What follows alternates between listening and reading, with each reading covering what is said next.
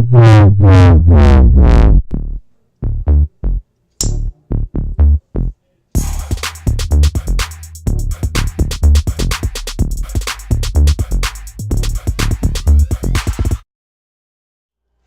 is May here on Mr. J's Big Book of Movies, which means it's Monster Month. That's right, we're going to be reviewing movies that contain monsters, the main character is a monster, all that good stuff. Don't get too caught up in the theme, we're just here to have fun. So to start off our very first Monster Month, we're going to be looking all the way back to a very slippery snake type of movie.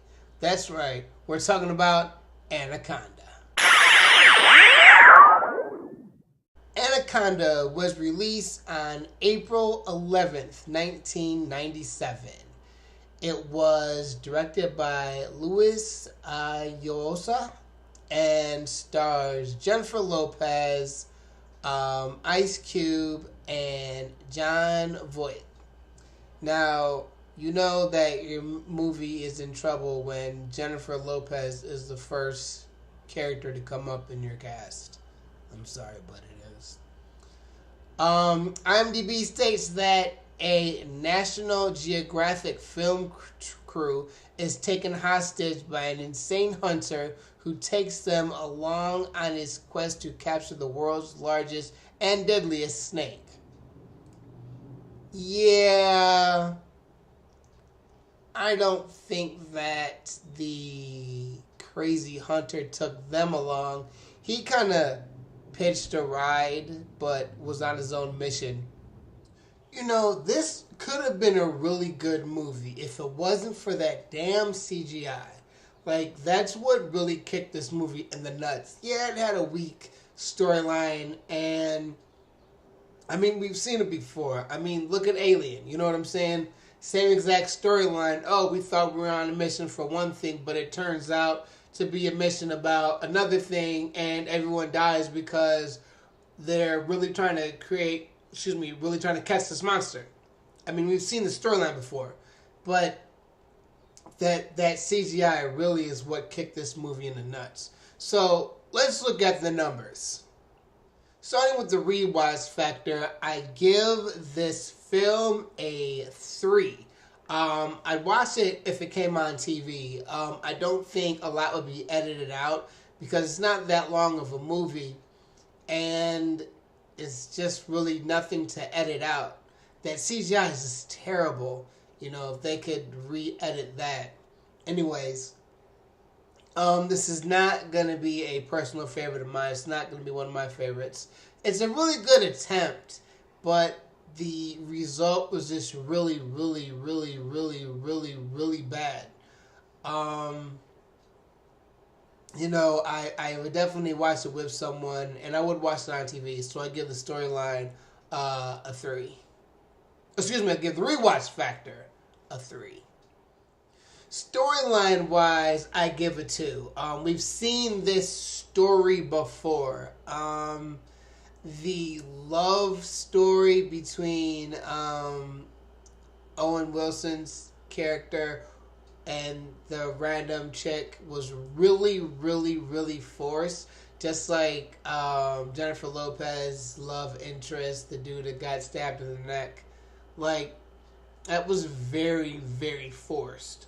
And it didn't need to happen. It didn't need to happen to further the movie. It was just really ridiculous. Like, when the barrels of gas went into the water, like, why didn't you just swim to get them? Like, they didn't have, like, holes shot in them, and then they all leaked out. It was just, oh, they fell off the boat, we can't do anything about it now. And, you know, just things like that. You know, it was a good attempt, but they failed really badly. I've actually seen worse acting. I give characters in this movie a 2. This is not the worst acting I've ever seen. I've actually seen worse. And, you know, Ice Cube must be under some contractual agreement that he must say, today was a good day, in every single movie he's in. Like, it's getting annoying. Other than that, like, I don't remember any of the people's names. They were very disposable. Shit. And that's why everyone died except Ice Cube and Jennifer Lopez, you know, who I don't even know their names. Appearance-wise, this movie gets a 1. I mean, we knew that coming in. There was even a scene where Jennifer Lopez and Ice Cube were on the boat, and they're physically moving. They're physically moving, but if you look at the scenery behind Ice Cube, it's static. It's not moving. You know what I'm saying? So it's like, it just shows how bad everything is. It's really not a movie to look at. But that CGI, I think, has got to be the top 10 worst CGI I've ever seen in my life. And I haven't seen Green Lantern, so I can't give the award to that. But as of right now, this has got to be top 5 worst CGI jobs I've ever seen. So the appearance really gets a 1. Enjoyment-wise, you might be surprised. I give enjoyment a 3. It was entertaining. if that snake didn't look the way it did, like, you would have had a lot better movie. But it's like, as soon as you see it, and that weird CGI-ness that it has, like, you really kicked your own movie in the nuts. You had something going. Other than that, like, I think it could have been a C movie. You know, this wasn't going to be a summer blockbuster, but at least people would have went to see it and be like, oh, it's not that bad. You know, but that CGI, man, you really killed your own movie. I don't know what else to tell you, dude. So the final tally with Anaconda 1997, with the rewatch factor being a 3, storyline being a 2, characters being a 2, appearance being a 1, and enjoyment being a 3. That equals an 11. That 11 equals a D. You could have had a C movie.